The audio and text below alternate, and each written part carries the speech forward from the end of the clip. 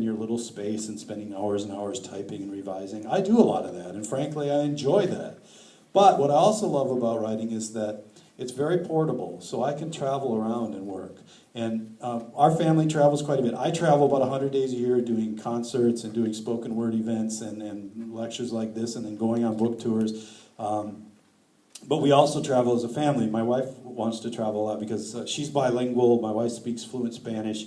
I have a brother-in-law who's Panamanian and another brother-in-law who's Ecuadorian. And so we travel down to Central America a lot and often hang out there for a while. Because our family has this great mix of Spanish and English speakers, there's a lot of that going on at our family get-togethers. And I've picked up some over the years.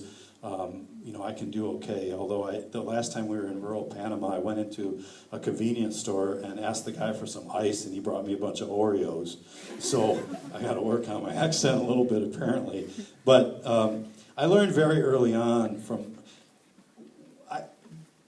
I'm just a roughneck from northern Wisconsin, so I love learning Spanish, but because of where I come from, you can hear how I talk. You end up having what I call Scandinavian Spanglish, which is me talking kind of like a Norwegian knucklehead, but in Spanish. And the best example I have of this is that when I first met my wife, we went down to Mexico together, and we had our older daughter with us. She was 3 at the time, and we were, I got left to watch a whole bunch of little children, and the only other person with me was this old Mexican grandfather, abuelo. And so we're watching all these children, it's mostly Mexican children and my little daughter, and we're all we're in the inner city of a big city in Mexico. And so we're watching all these kids play in the street. And I learned very quickly from abuelo that there are really only 2 words you need to know in Spanish to take care of a bunch of little kids. And he just kept saying, cuidado, despacio, cuidado, despacio. And of course, cuidado means be careful, caution.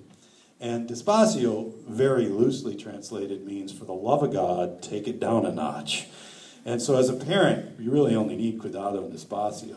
But because I'm a Norwegian from northern Wisconsin, I caught myself just the other day in Scandinavian Spanglish saying to my daughter, hey, cuidado there, which it worked. She knew what I meant, anyway. So I pick up a little Spanish, and I can travel and take my work with me. So up in the upper left-hand corner, I wrote several chapters of Population 485 sitting at that desk looking. That's the ranch where I used to work in Wyoming, looking out at that mountain. Down here,